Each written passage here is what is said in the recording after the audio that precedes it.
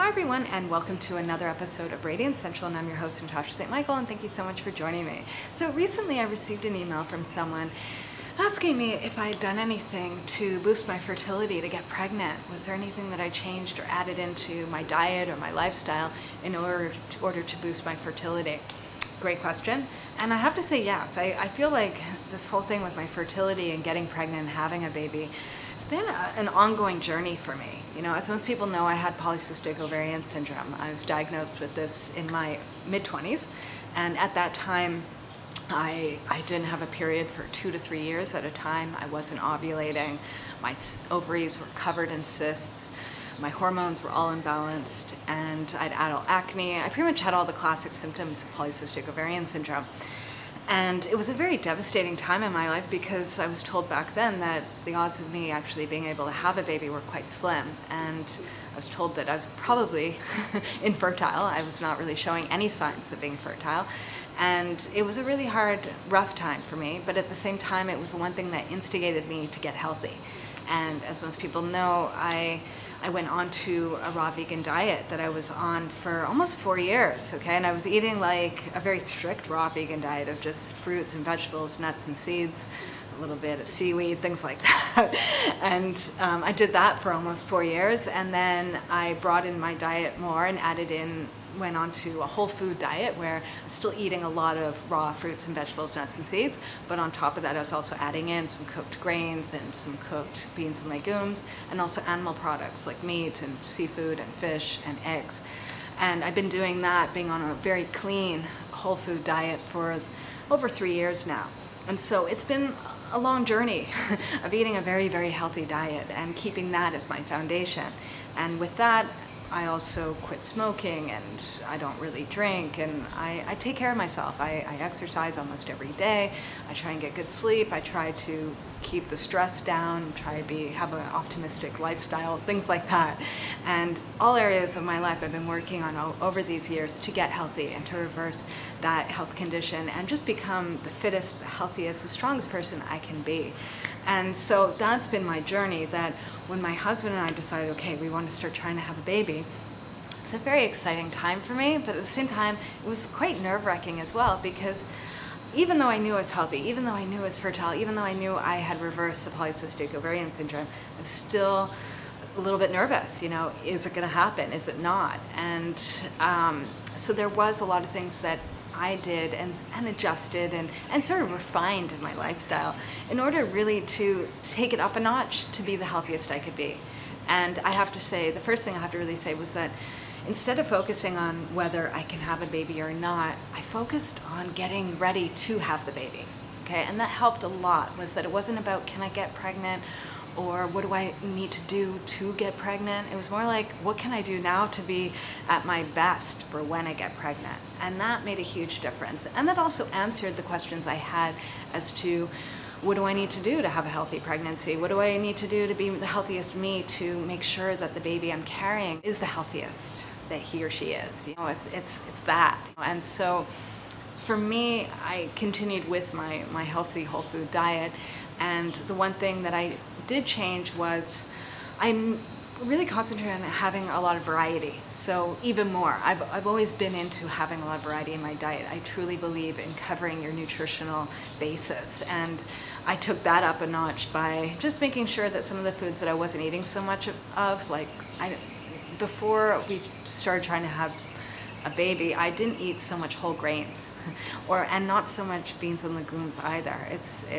That was always something I'd have once in a while, but when we were trying to get pregnant, it was something that I increased in my diet because I really want to just increase my mineral reserves, especially like my iron, the folate, and just make sure that I'm getting good nutrition, you know, and from many different sources. And so I just felt by adding in a bit more whole grains and a bit more beans and legumes, that was something that can only do me better.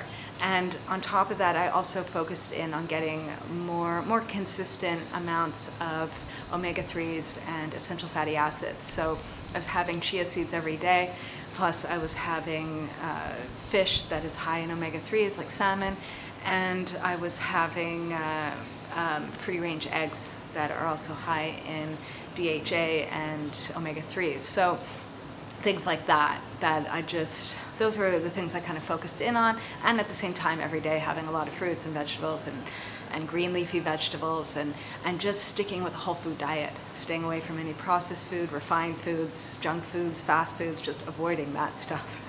And just, real food, just eat real food, keep it simple. So that was what I did with my diet. And then with my husband, when my husband and I decided that we were going to start trying to have a baby, we went and consulted with an OB gynecologist, and I was really happy that the doctor said something to my husband about his diet, that the doctor really emphasized that my husband needed to eat a lot of fresh whole foods and a lot of foods that are high in vitamins and minerals and antioxidants and omega-3s, and to be living a lifestyle that is low in pollution and taking care of himself, drinking a lot of water, exercising, and getting good sleep. And it was really nice that the doctor did this, because if it comes from me, then it's the nagging wife. But if it's the doctor that's saying it then he listened. And I think what's important is that a lot of times when two people, a man and a woman, are trying to make a baby, there's always so much focus on the woman, right? Because the woman's the one getting pregnant and carrying the baby to term and giving birth and breastfeeding and taking care of the baby. And there's so much focus on the woman and her health, but there's little talk about the man. And it takes a man and a woman to make a baby in the first place, right? It takes a healthy egg and a strong egg, and healthy sperm and a strong sperm. So man has to take care of himself in order to have a good, strong sperm to make a good, healthy baby. And so I was very happy that the doctor said this, and my husband really took it to heart, and he made the effort. In general, he eats a pretty healthy diet, but he became more conscious with what he was doing. Another thing that my husband and I both did together, and I don't know if this really has an effect or not, but we did a juice fast right before I got pregnant.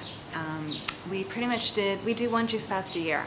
And we had done sort of like a New Year's juice fast for, I think, about 5 to 7 days. And then about 10 days to maybe 2 weeks after, I did get pregnant.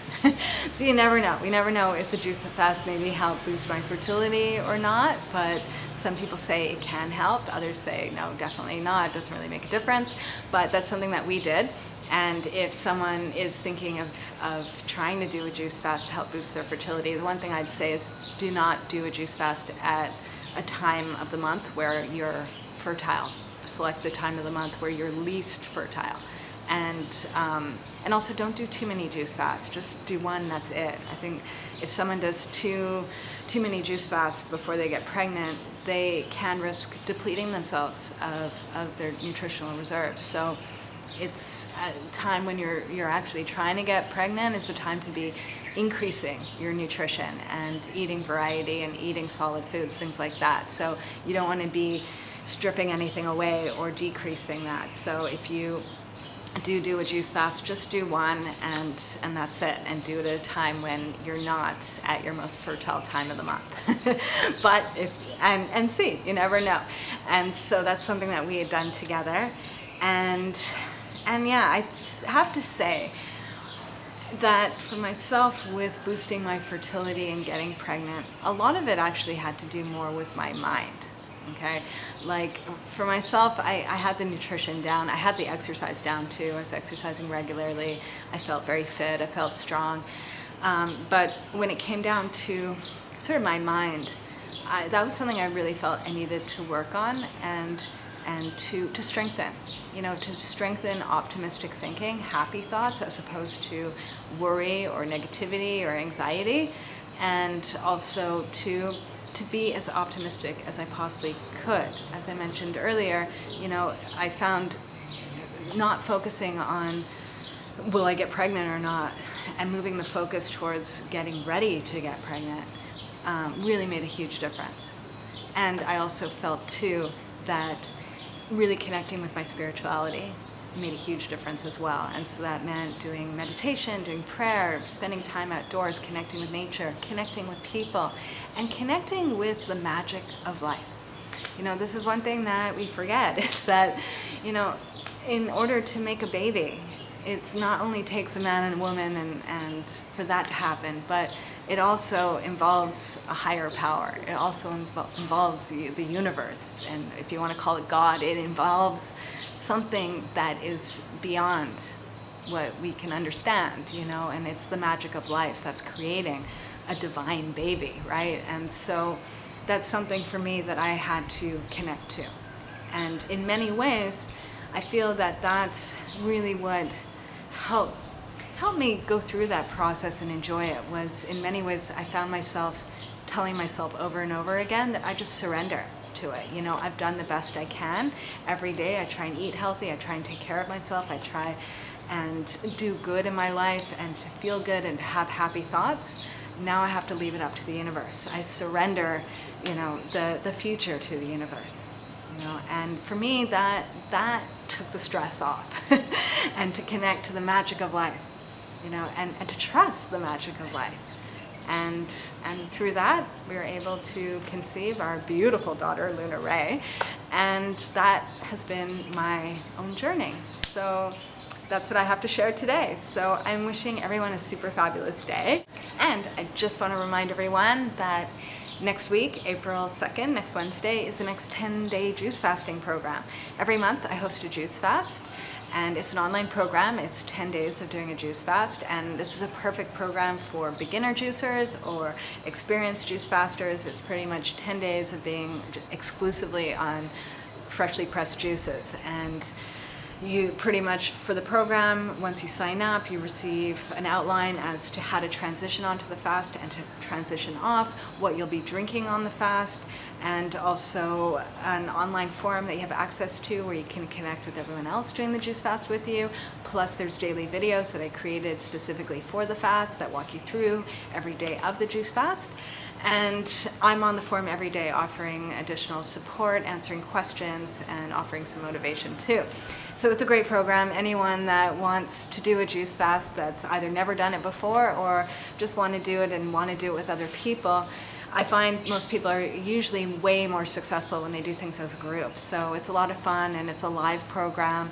And yeah, and juice fasting is fantastic. Super fantastic. I don't know anyone that doesn't get off a juice fast feeling like phenomenal, feeling energetic, revived, rejuvenated, and ready to do more and to take care of themselves and to just keep going on their health journey. So if you're interested in joining us, you can sign up at my website at radiantcentral.com, click on products, and you'll see a 10-day juice fasting program there. All right, so have a super fabulous weekend, and I'll see you again next week. Bye.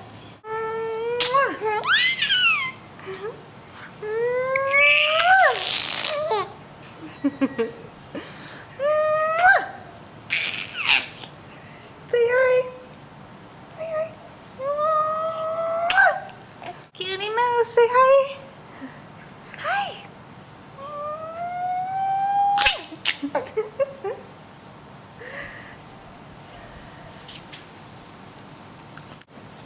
Say hi.